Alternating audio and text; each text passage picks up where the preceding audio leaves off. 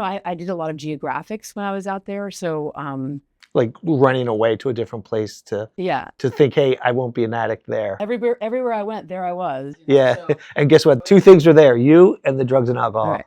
Yep. And I always found them. Are you living the life you chose? Are you living the life that chose you? I'm Matt Duffy, and I'm happy to sit down today with Cammy McFadden, founder of the Kindred Spirits Collective. Cammy and I know each other through our affiliation with the Caron Foundation. Welcome, Cammy. Thanks, Matt. So I have some questions for you today, Cammy. Shoes on the other foot. So what have you learned on your journey that we may not have heard before? I guess my first thought is to say that it's all about love and how important love is. That seems like too big of a theme. I think it's more about compassion. It's love and compassion for others just helps you, look for the silver lining. How do you direct the conversation when you're talking to someone that is looking to get into recovery? Well, first of all, I try to establish a sense of trust. And if somebody's coming in and we're discussing what they want to do, and they have to know that they can trust me. I just ask lots of questions, figure out where they are, and then try to support them and then hold them accountable. Like if they have a goal of drinking in moderation, okay, so what's the plan the next time you drink? How many are you going to have? Let's see if it works out. If they can do that, and if they can, stick to their goals. And if they can't, then we figure out what's manageable, what's not, and maybe they might have to go become abstinent. Right. And then go from there. Like sometimes people just have to figure it out through trial and error, and then have somebody hold them accountable. Because a lot of times I'll say, oh, I would have said, oh, I'm not going to drink. I was kind of a weekend warrior, so I was fine during the week, but then, go crazy on the weekends. And so I felt like, oh, it's not that bad. I'm fine Monday through Friday. It's a great way to rationalize it. So I think having someone to hold you accountable really helps you keep an eye on it and stay honest with yourself. Well, because I think the starting point is honesty, right? If you want to get help, I would think that, at least in our cases, the honesty is the linchpin. And if they are actually wanting to get sober, that's key, because You have to be. a lot of times that's not the case, and they're doing it to appease the spouses or the parents or whatever. And How do you deal with that? With you have someone that you're working with or potentially working with, and you get that sense that, you know what, they're shim-shamming me. well, I have a new client, and she's 19, and her mom got us together, and I could tell she wasn't that excited about it, and she was in denial about what her drinking.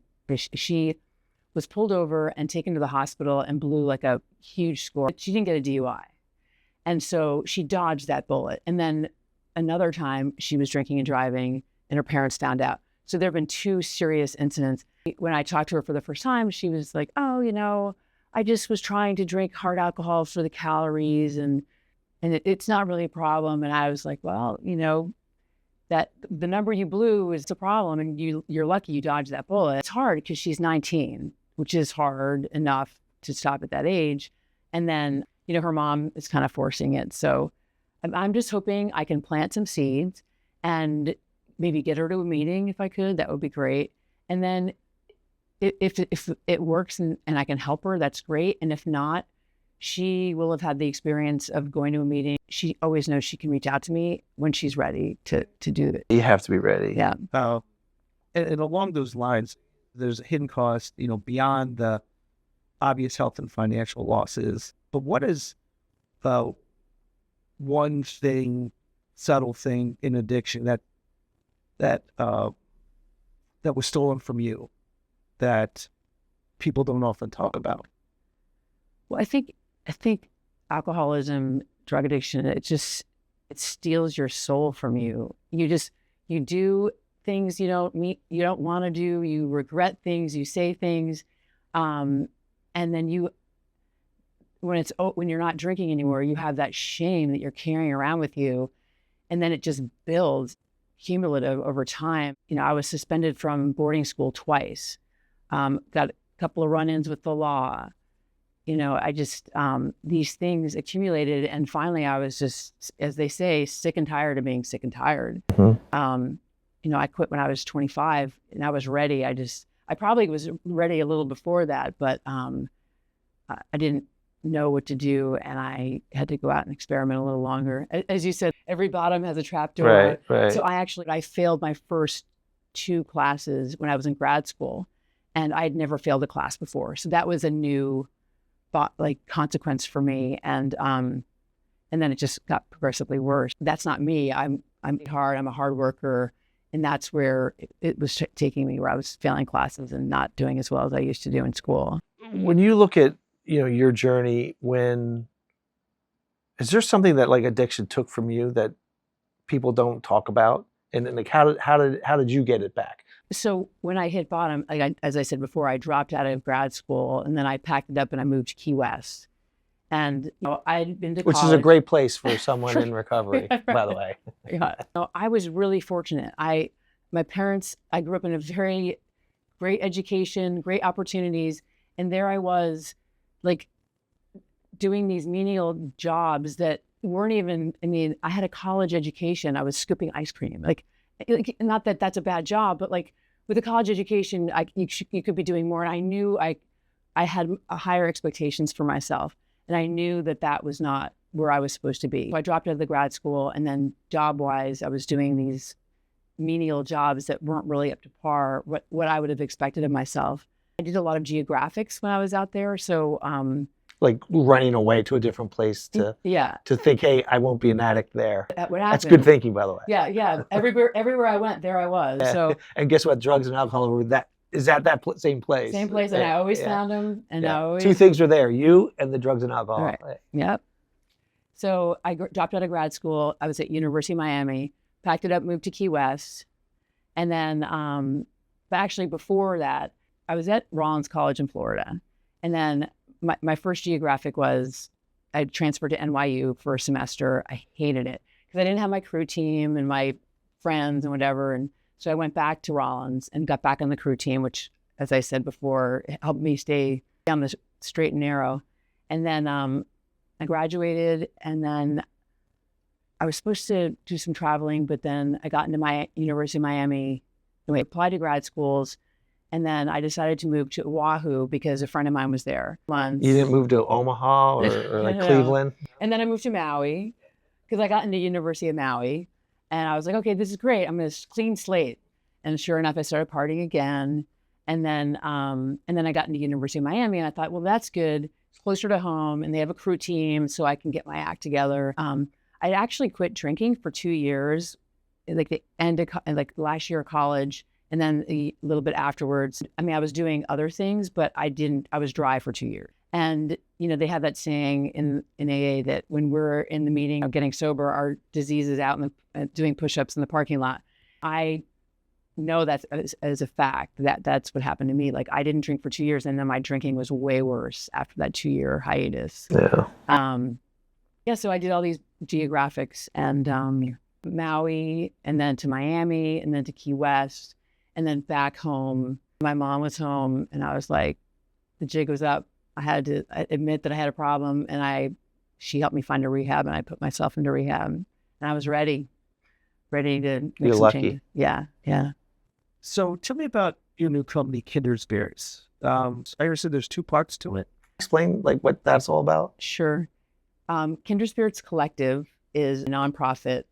We curate sober experiences for people. So we go to plays, we go to concerts, we go to sporting events. We do it sober. We for example, we'll go to dinner before a concert. We'll have dinner, and then we'll all head over to a concert together. And we've done a handful of them, and it really has felt good. Like, we've started connecting, and it's been the same people, and it's been really, really nice to make new friends and connections. In fact, there are some people that are sober curious that have joined us, or some that just wanted to join us and didn't drink at dinner and then did their own thing later at the concert. People are really lonely these days, and it's just a great opportunity to go out and do something different and have it. A lot of people go to concerts alone. Like, I see people at concerts alone all the time, and this is an opportunity to do this with other people, and it's nonprofit now, so we have other options to, help others, make it cheaper and more affordable to do these things. And the second part of that is Kindred Spirits recovery. I do companioning, recovery coaching, we do interventions, we do transport, and so they go hand in hand. Sure. I love the name Kindred Spirits. What does Kindred Spirits actually mean to you?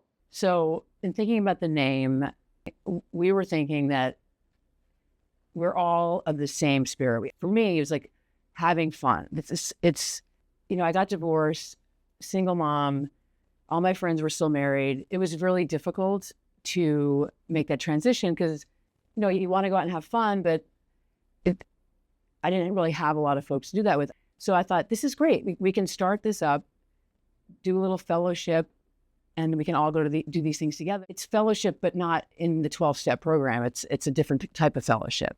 And so yeah, that's what it means. My happy place, like Kindred Spirits, all of us together. We're sober, curious, or just curious in general. And it's open and welcome. It's a safe place for anybody that's interested. Yeah. So for the uneducated, how would you describe fellowship? So fellowship, I didn't have a lot of fellowship my first couple of years of sobriety because my home group was a morning meeting and everybody would rush off to work afterwards. And so it took a little while for me to learn what that was. Like I found a group of young people in the city, and then they had tons of young people meetings. And that was where I learned what fellowship was, like going to coffee after meetings and connecting with people and talking to them on the phone or whatever. I think that's what we've been doing with the dinners before the concerts. We even switch places so people can get to know each other. Like we moved seats and we've gotten to know each other. And we have a WhatsApp where we all communicate about concerts we want to go to, and it's great. What kind of feedback have you gotten from the folks that have done these events? They're loving it. They love that we're open to all different types of music. We're going to be going up to Bethel Woods over 4th of July weekend. We have Paul Simon the first night, and then the Doobie Brothers and Santana the second night. And one of our Kindred Spirits, Jim, is hosting. He has a bunch of rooms that some of us can stay at or camp out. So everybody just loves it. But that's my happy place, is going to concerts and then the fellowship before, and then just being with a group of people at the collective effervescence. It's like that high you get, like from church or from sporting event. There's something that you feel there. There's a power in the group, right? Yes. Yeah, it's like church almost. Yeah, exactly. Yeah. What was the catalyst to throw your own shingle up there to start this? So what was your thought process and how did you do it? Well, I think because of that piece that, not having groups of people to go out with and wanting to be more social, there's a loneliness epidemic. And frankly, I was lonely too. I can have the meetings that AA fills that void, but in terms of doing other things besides just going to meetings. That's great. What led you to the other side of the business? So I started my own business because I felt like there needed to be more of a compassionate side to it. Helping people out in a way it's not cookie cutter. It's not one size fits all. You have to accommodate that, and I think that I can provide that for people out there. So when you look at your life, from a 30,000-foot view, when you're looking down, so give me some examples of personal or professional experience that led you to the point of I want to kick this off with Kindred Spirits. What was sort of the catalyst, personally and professionally? Well, I think as I said, the loneliness thing. I think that not having people to go out and have fun with or do things with. Did you find that was a common theme with other people? Yeah, that they were in the same boat? I think that people want to have fun, and we hook up with other folk. There's this one group that does this hike, and we join them on the hike. And then there was a fundraiser the other day, No Matter What, in Long Island. And we went there, and it was just fun getting out and playing some pickle, and some people were playing golf for a fundraiser. So we have all these ideas, and if you want to join, you can. And if you do, it's just nice to have lots of options that you don't have to organize or think about, because we will do that for you. I've been in the business long enough that I know how to, deal with clients and help them out and see where they are on their journey and find them the right places. I mean, when I spoke to someone at Caron, they said, even if we can't give you what you need, we will find it for you. Right. Like, who does that? Like, that is so beautiful. And that is what I love about Caron, because Caron will go to any length to help people. So we're going to go back to the Wayback Machine. How did your sobriety actually evolve? Within that question, what were some of the things, what shifted for you in terms of your journey? Right. So let's start, in the beginning. Right. And how did you transition through the years in the pendulum of your sobriety journey? Well, so I got sober. I had no problem admitting that I was powerless. I mean, I knew that, as you said, there was no point in having one. If I was going to drink, I was going to drink a lot. So I knew I was powerless. Part of the journey is they want you to figure out a higher power, some sort of spirituality in your life. And for me, I didn't grow up with any religion. So for me, it was good because I was a clean slate. So I joined a church, and then, it's kind of evolved to, Mother Nature. God is the great outdoor, for me, God, great outdoors. I went to a Christian church last weekend, and I find, spirituality going on my walks in the morning with my dog. I'll say a little prayer. So it's just kind of a mishmash of stuff in terms of my spirituality. And that was definitely because of the program. And I do rely on that now. And it's the one thing I always forget. Like when I'm in a pickle about something and I forget to pray, but I'll go to a meeting and I'll be reminded. And that's why they say the ism for alcoholism is incredibly short memory.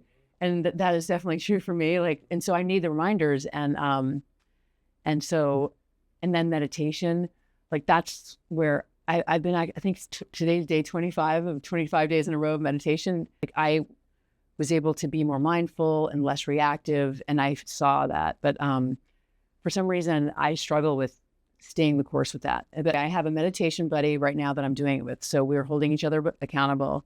It's hard for me as a recovery coach to do that because it's helping others. So I have to be careful with my tank because it does get emptied pretty quickly. I've really learned that I have to take care of myself, and self-care is really important. What does that look like? I don't know. It's still struggling with it, but okay. So I love to exercise. That's me. Every morning, pretty much I'll do something. Sleep. Yep. Connecting with another friend that's in recovery. I'm in therapy. That has been helpful. And I don't think people realize that, you just mentioned therapy. That is self-care. Oh, yeah. You just because you're in the rooms of AA or NA or whatever room you're in, Yep. doesn't mean you can't augment your journey with something else. Right. And I don't think that AA can address everything. Because if you look at the big book, right, it was written in 35, I think, 39, something like that. But then you read to the wives, in the big book, and it's I'm going to get killed on that, but it's a little outdated. Well, so I'm glad you bring that up because as AA has saved my life, I don't, whatever. For me, I have always struggled with the reading in the big book. That kind of reading hasn't always resonated for me. And thankfully, they have things for women, like the Women's Walk Through the 12 Steps, or Hazelden has stuff. There's a lot of literature out there that will help. I'm not knocking it, but for me, I've struggled with the literature aspect of it. Yeah. So, and thankfully there are lots of options these days. And meetings too, like Al-Anon, you don't have to, as a parent, you can use Al-Anon to stay in your own lane. And then ACOA, you might not even have parents that are alcoholic. So what's something that you learned about yourself recently that made an impact? So I had a client that I lived with for 2 years. And she passed away in February. And I'm still grieving it. And I've never had anybody this close to me that's passed away. And I still have my parents. And it was, I'm like, oh gosh, when am I going to get over this? I can't, it's not linear as all the things they say. I just, I'm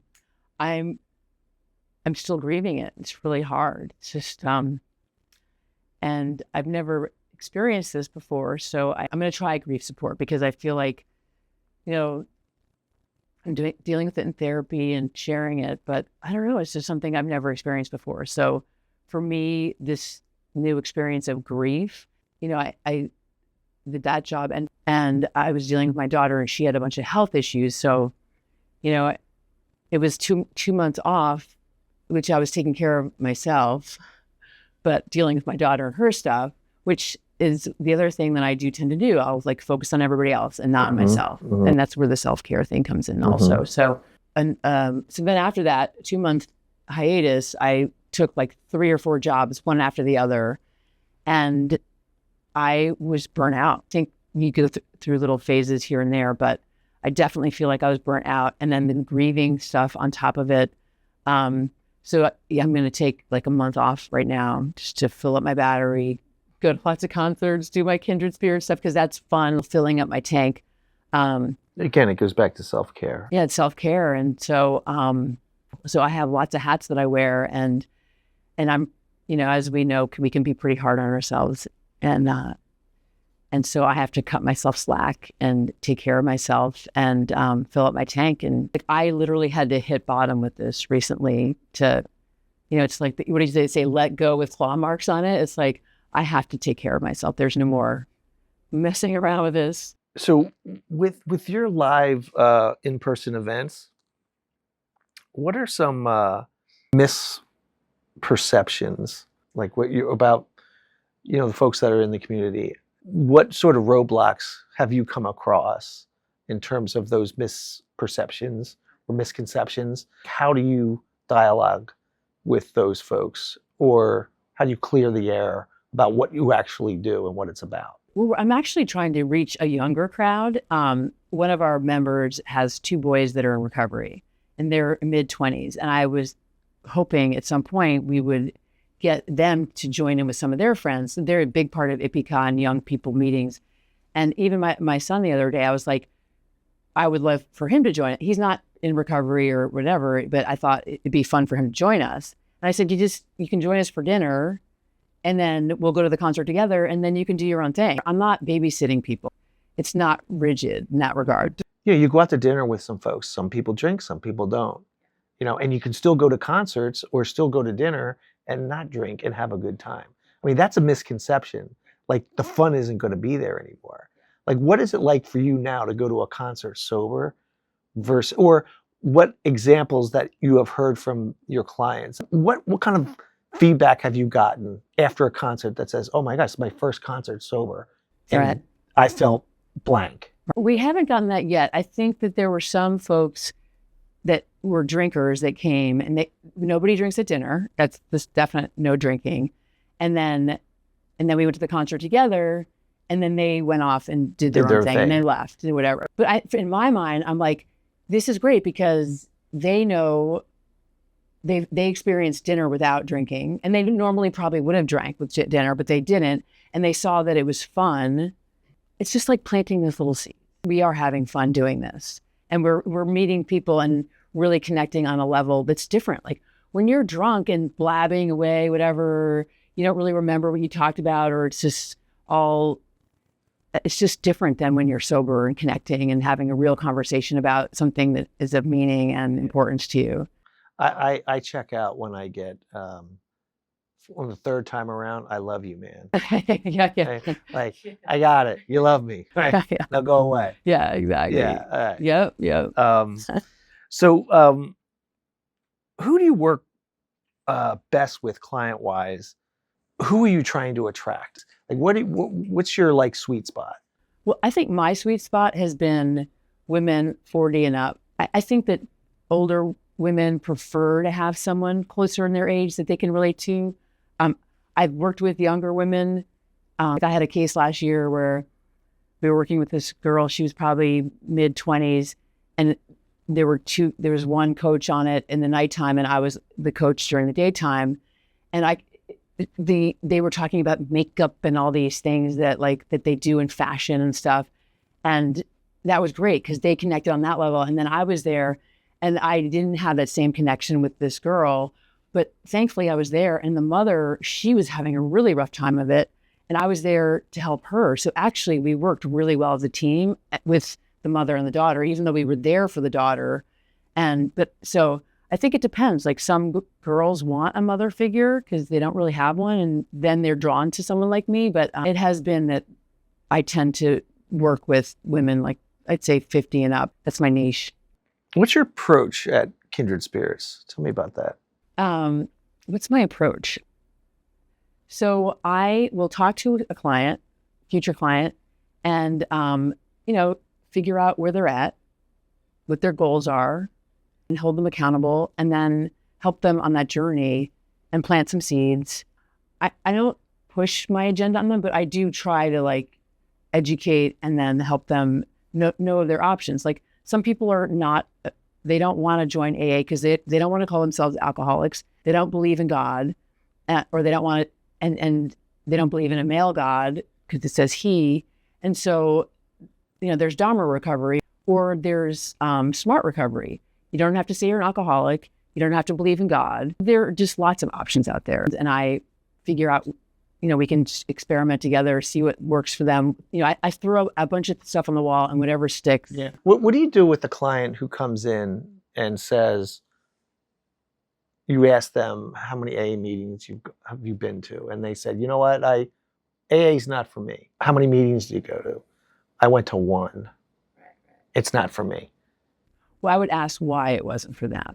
I think finding out what happened, and then... Because I think it's a cop-out.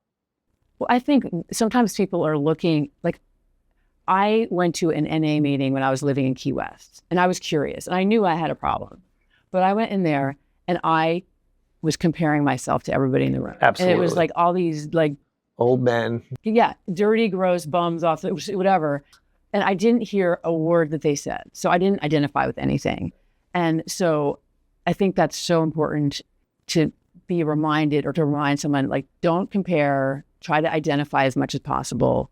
And they do suggest checking out different meetings. 90 meetings in 90 days, but that might be a bit much for someone who's already so against it. I always, because I get that question. Yeah. Or someone says, I went to AA and it's not for me, and there's no real reason. And I say this, when you go buy a car, how many cars do you go look at before you settle on one? Right. Right?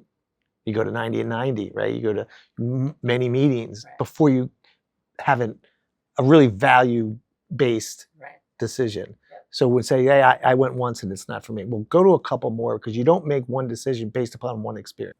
Oh, I knew one woman, she went off to rehab, and she was an alcoholic, cocaine addict, and she was complaining about the crackheads at the rehab. And I was like, okay. And that was it. She was comparing, and not, come on, cocaine, alcohol, crack. So how would you describe your process when you onboard a new coaching client? As I said before, I try to have them trust me. Right. And then we figure out what their goals are, what they want from me, how can I support them, and then discuss if they want to drink in moderation. What does that look like? Okay, let's do that. If it works, great. Usually it doesn't. And sometimes they're not really honest with me. So that can be difficult also. But how do you deal with the client that more, that they don't know, that everything? Meaning their story. Right. And then they try to soften it that it's not that bad, and the real story. That's a difficult thing to overcome. I'm dealing that with the client right now. She's downplaying her drinking. Right. And making up excuses. So, it's in the back of my head. It's new. We're meeting tomorrow for the first time, and we've talked on the phone once, but, it's, I'll remember stuff and then remind her, oh, but you said that, you know what I mean? It's I was warned that she would not be honest with me about stuff. So, I think it's posing the right questions the right way, to get at, like, at the truth. But they, it's hard if they're not willing to be honest. It's very difficult. Because you sit down with them and like the story starts and you have your bullshit meter. Yeah. And like you just where the dots are, right? Because you have the playbook. And you don't want to say to them, like, listen, you're lying to me. But they might even be in denial themselves. And the one good thing is that you have such a breadth of experience, and hopefully those eyes open and say, you know what, maybe I should listen to what she's talking about. And not everybody wants to call themselves, an alcoholic. Like, that's a big problem for a lot of people, is admitting that. I mean, alcohol abuse or I abuse alcohol, or they know they have a problem with it. But that label is a deal breaker for a lot of people. So how many DUIs is it going to take for you to say, okay, I'm an alcoholic? But if you have these city folks in New York City, they don't even drive. You list all their consequences. And if you're not willing to say you're an alcoholic, that you just have bad luck. Well, they can say that I have a problem with moderation. I have a problem. I have alcohol abuse disorder. I abuse alcohol. Okay. When a client is struggling to stay sober, what do? I help them figure out their triggers. Or if it's a way of thinking. A lot of times we get stuck in this negative way of thinking, or I help them see or discuss it and then see where the error is and then try to help, reroute them. Or if you have somebody that's in a depression and they're always negative and focusing on the negative, it can be very difficult. And at first I try to let them vent, but then it's like, okay, this venting is not helping.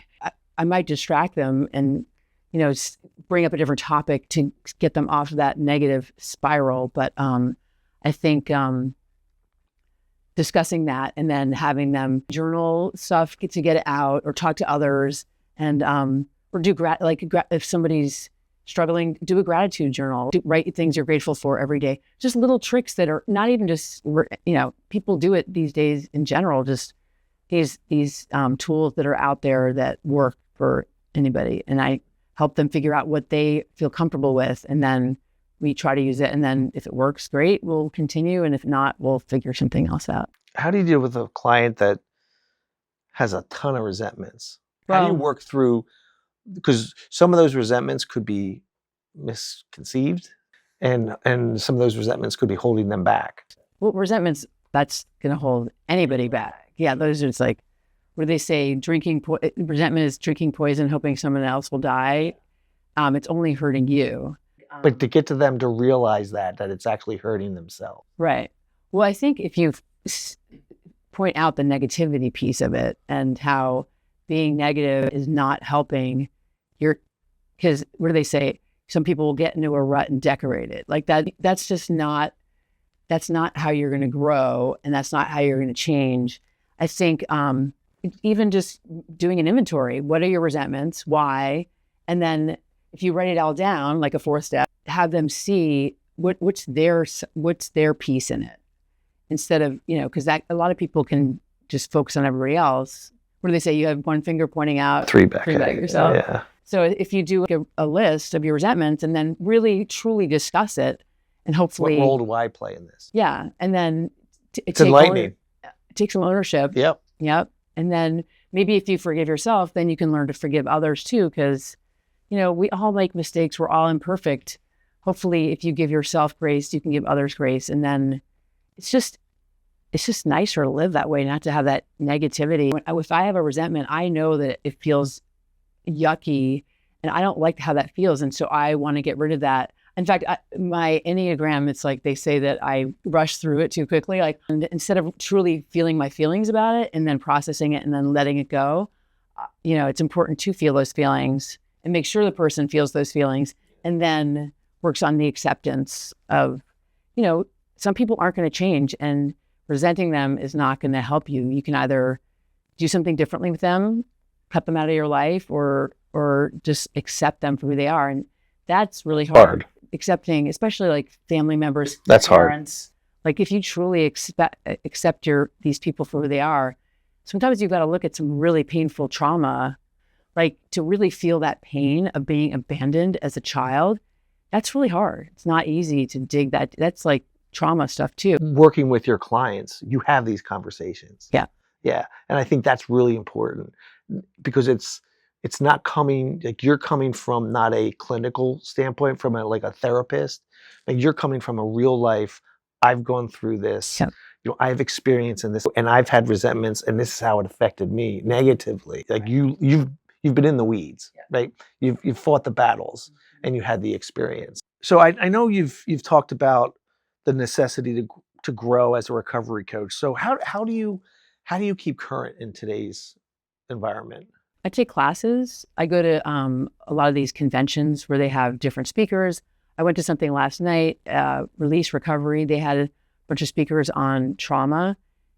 It's so interesting because they used to believe that you had to get sober to address your trauma, but they're actually saying now that's not necessarily true. You might not be able to get sober until you address your trauma first, and it's really hard because it's very painful. So they need to deal with the trauma. Sometimes you got to bring the trauma out of them, meaning that sometimes they don't think it's trauma. Oh yeah, they minimize it. Yeah, they're just like, no, that's not trauma. Oh, yeah. Like defense mechanism, we shield it, we tamp it down, we put it in a box, and we put it up in the closet. But everybody's different. This guy yesterday was saying he had a brain tumor, and he had no problem dealing with that. It wasn't traumatic, but yet he was also a recovering heroin addict, and that was his trauma. Like, you don't realize when you're drinking and drugging, you're in this vicious cycle of shame and whatever, and that's traumatic. And that is trauma on top of trauma. You don't even realize that's considered trauma, like what you're doing to yourself. And it's not like, oh, I was in a war and I was being shot at, and everybody interprets things differently. But for me, it wasn't. You know what I mean? Like, it lands on everybody differently. Yeah. So when you're dealing with a client that is that type, that like the heroin addict, or who had brain cancer, how do you bring that out of them that, yes, this is trauma? Like you need to address this. I don't know. I don't know what their trauma is. No, but I'm saying, how do you figure out what their trauma is? They have to figure it out. Sometimes they don't want to. Right. But that's not, they will, when they are ready, and that is something that has to be navigated with like a lot of care because it can be re-traumatizing for them. Like, I knew a woman that went to rehab, and she was there for the trauma, and they kept on having her talk about what the situation was. And she was like, I don't want to talk about this anymore. This is traumatizing me. And this is a place for trauma. And they were making her retell her story. And she was like, this was horrible. It's hard because you want to help them and but if they can't, if they're not ready. 34 years ago, you went to Caron, and today it's called Breakthrough. Yep. And this is what they do. It's a 7-day program, right? And they deal with trauma. With trauma. Oh, so when I went there, it was an ACOA program. I've spoken to folks who've gone through it, and it's they go in kicking and screaming, and they come out of it saying, I didn't realize. I would love to go back. I have so much that has been bottled up. Yep. Oh, I know. Like, I know for myself that I keep stuff bottled and I don't realize it until, I'm dealing with my client dying and then being in a really bad place. And like, maybe there's other stuff underneath there that I haven't been addressing. Speaking of brains, how do you keep yours sane? How do I keep mine sane? Is it sane? I don't know. You might want to ask some people about that. Exercise, connection, taking care of myself, walking my dog outside, gardening. It's that balance, yeah. Right? Like, how do you have that life balance from, you have a family, you have a job, and sometimes it gets kind of crazy. Meditation, which is a perfect way to sort of center yourself and sort of slow things down, because the world is so we're racing through life, right? And sometimes we got to just like put the brake. So there's a part of me that likes to be like that because I don't have to feel my feelings if I'm really busy. We love being frenetic. Yeah, it's like I don't need a drink or a drug. I can do it with my phone. I can do it with my, being super busy. Right. Well, there are ways to escape, as we all know. So we are alike in that many alcoholics are like, we live in chaos. Like, we were drinking in chaos, and if there's no chaos, it's boring. It's boring. Like, what do I do? I'm a Gemini too, so that makes it even worse. We thrive under the chaos because that's what we're used to. And if we don't have it, we don't feel normal, which is sort of a weird way of thinking. But now I do strive to be calm.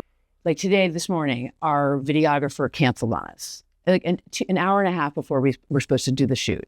Thankfully, everything worked out, but I was thinking, there were some things that had been left last minute, which I'm getting better with. And, I was just thinking, okay, how can I do better the next time? Because I want to be calm. I want to come from a place of calmness and clarity. Well, we touched on the heartbreak with your client passing. Let's go to the other side of the aisle. Is there a moment in the last year where you've had just pure joy? Well, yeah, I think, going to a concert with my collective Kindred Spirits, it's been really joyful for me, really. Actually, the day my client died was our first Kindred Spirits concert. And so I had to show up. Oh my God, but it was great in a way because I had my friends and my support there. And then I was crying and then it's processing stuff. But so yeah, it's like a mix of the joy and the pain together because the joy is definitely going to these shows and or a show in particular, and then feeling that just happy, my happy place, definitely. In a year from now, where would you like to see Kindred Spirits and the Kindred Collective? I would like to have it bigger, more people. I want to get more spirits in our group, all ages.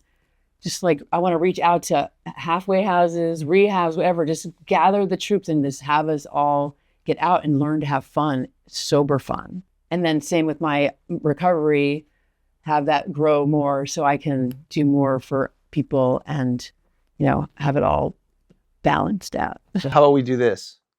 We come back in a year, in June 18th. We'll do your anniversary next year. There we go. It's a deal. All right. All right. Thank you. Switching back to fun stuff, what does Kindred Spirits have coming up, and how can we get involved? So I'm on Instagram, and You're on the gram? On the gram. All right. And so you can join there. We have our schedule. This Sunday we have the Hudson Music Festival, and then Tuesday we have the Bleachers at Madison Square Garden. And then 4th of July weekend, Paul Simon is on the Friday night. That's the 4th of, yeah. And then Doobie Brothers and Santana is Saturday night.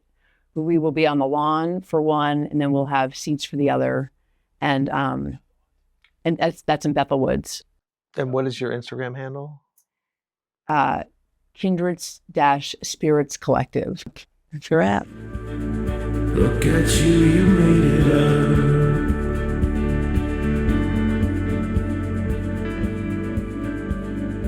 Look at you, you made it